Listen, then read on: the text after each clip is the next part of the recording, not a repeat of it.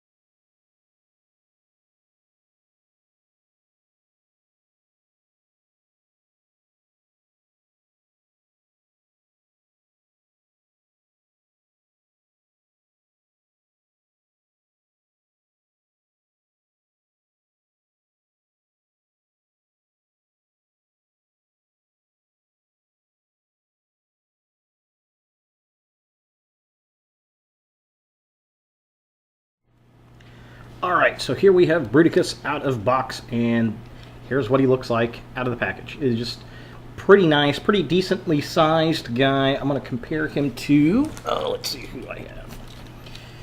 How about Viacon from Transformers Prime? So here he is next to Viacon. So he's pretty decent size. Here he is next to Bulkhead. Again, pretty decent size. I mean, he has 5 deluxe figures, so that's pretty cool.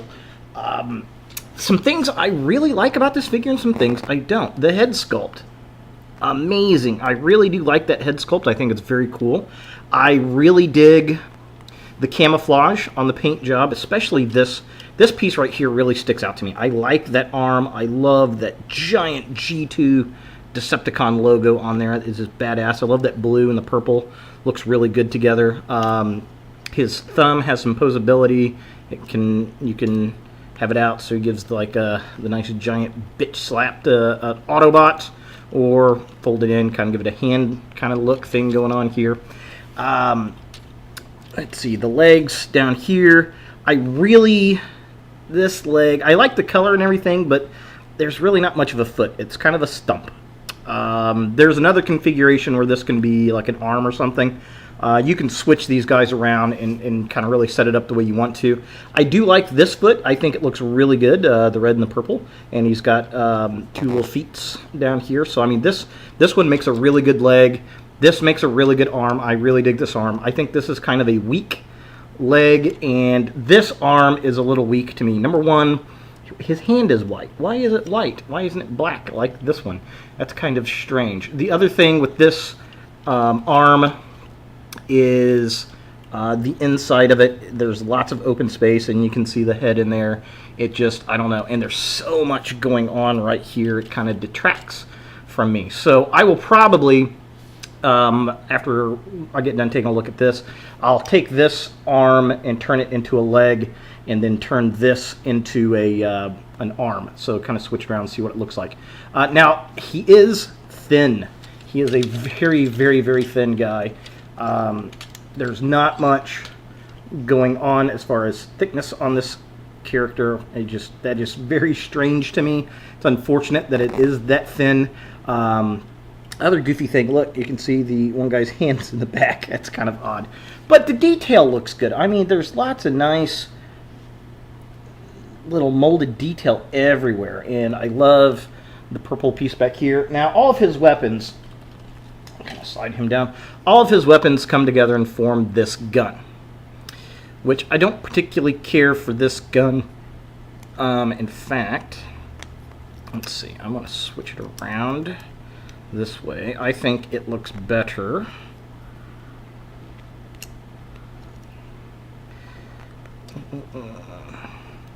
We'll switch these. I think it looks better with the fins up on the gun here. I just really think that looks better as a weapon. Now you can put this in his little arm, and pop it in here real fast. Problem is, when it's sitting in his hand, it just makes that arm look, it's hard to differentiate the fact that that is a gun, especially, or even if you've got his arm up and he's holding it. I mean, that thing, look at that. That's massively huge. So I will not be posing him in that at all. You can, however, on the back of this guy, there is a hole here that you can place the gun onto. Now, if you do that, you get some nice, great big blades kind of popping up there, so it kind of extends it out. I think that looks a little bit better.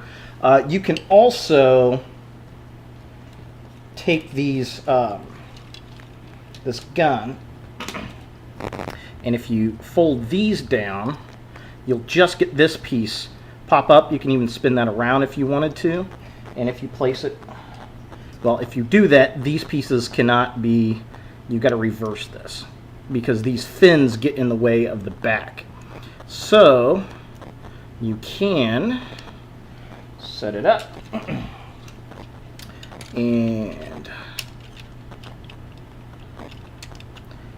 get this aligned right.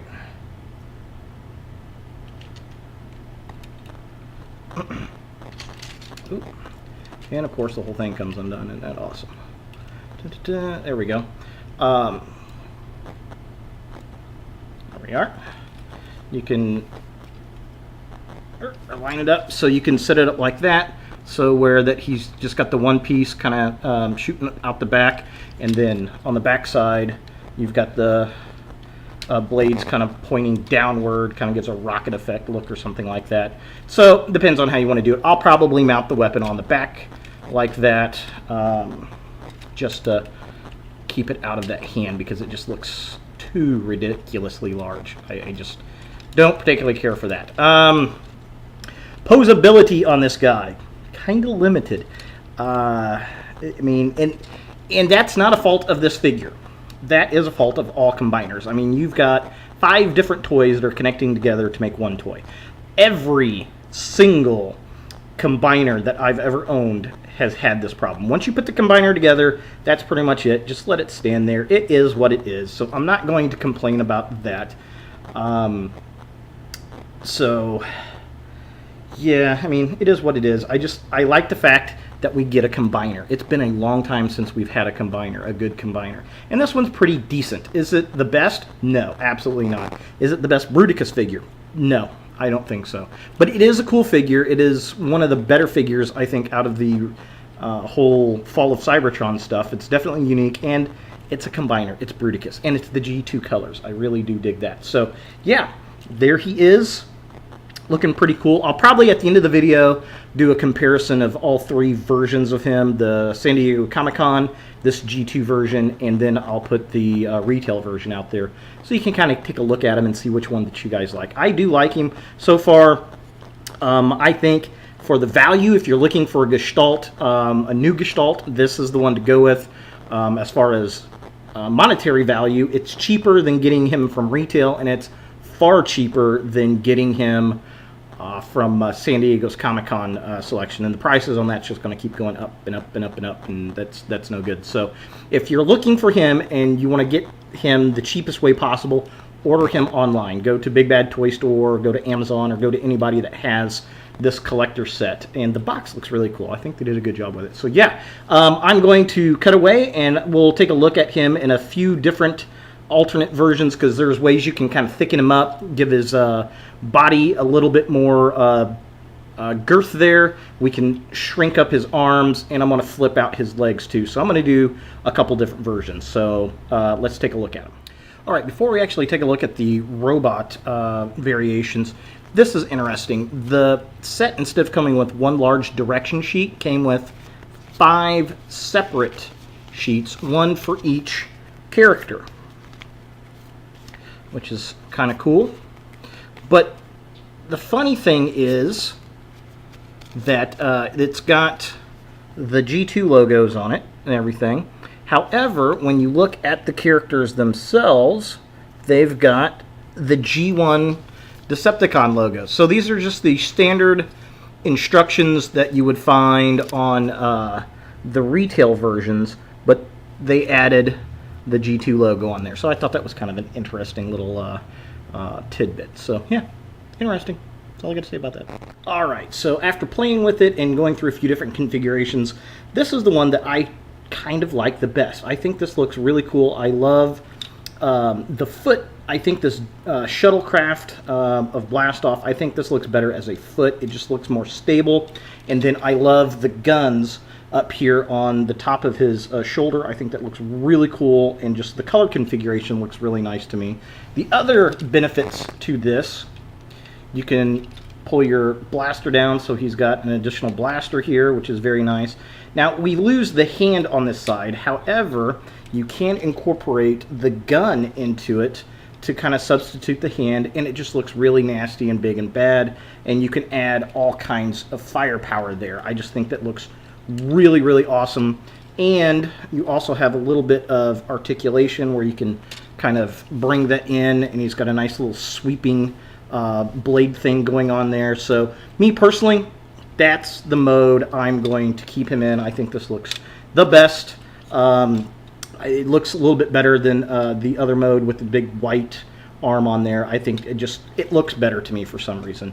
I don't know why. So yeah, there he is, Bruticus. I do recommend picking him up. Pick the G2 up if you can, if you're looking to save some cash. It's a lot cheaper, and it just looks really, really nice, especially if you're a G2 fanboy or girl, and you're looking for a new Gestalt. So there he is. He's got his pluses, he's got his minuses, but all around, I do like the figure. I do like this release of him.